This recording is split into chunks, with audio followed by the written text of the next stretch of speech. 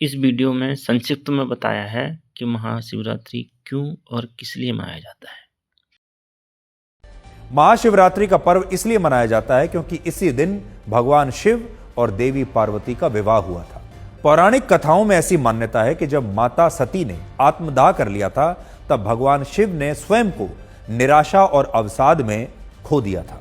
और भगवान शिव की मनोस्थिति से राक्षस ताड़कासुर अच्छी तरह से परिचित था और उसे ऐसा लगता था कि अब भगवान शिव के लिए कभी भी गृहस्थ जीवन संभव नहीं होगा और इसी बात का फायदा उठाकर वो अमर हो जाना चाहता था।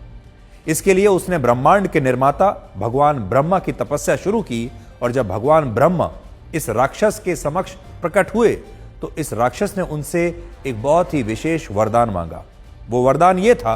कि इस राक्षस की मृत्यु भगवान शिव के पुत्र के अलावा किसी और के हाथों नहीं होनी चाहिए। भगवान ब्रह्मा ने तथास्तु कहकर इस राक्षस को यह वरदान दे भी दिया, क्योंकि इस राक्षस को ऐसा लगता था कि माता सती के आत्मदाह के बाद भगवान शिव के लिए गृहस्थ जीवन असंभव है और इसीलिए इसने बड़ी चालाकी से अपने आप को अमर समझ लिया। इसी समय राजा हिमवंत अपनी पत्नी के साथ हिमालय में रहा करते थे और उनकी पुत्री कोई और नहीं बल्कि पार्वती जी थी और पार्वती जी को भगवान शिव के प्रति अटूट विश्वास था। पार्वती का भगवान शिव से तभी विवाह हो सकता था जब भगवान शिव के हृदय में स्नेह और प्रेम भाव उत्पन्न होता, लेकिन भगवान शिव जो हैं वो तो कैलाश पर्वत पर ध्यान की मुद्रा में बैठे हुए थे। भगवान शिव की इस मनोस्थिति को देखते हुए कामदेव को उनके पास भेजा गया और उन्हें यह जिम्मेदारी दी गई कि वो भगवान शिव को प्रेम से भर दें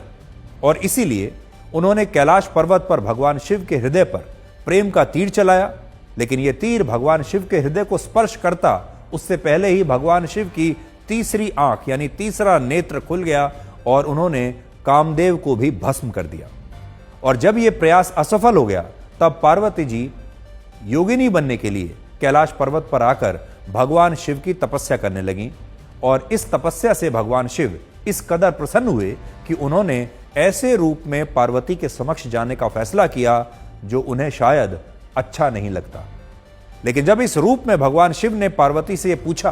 कि क्या वो उनसे विवाह करेंगी,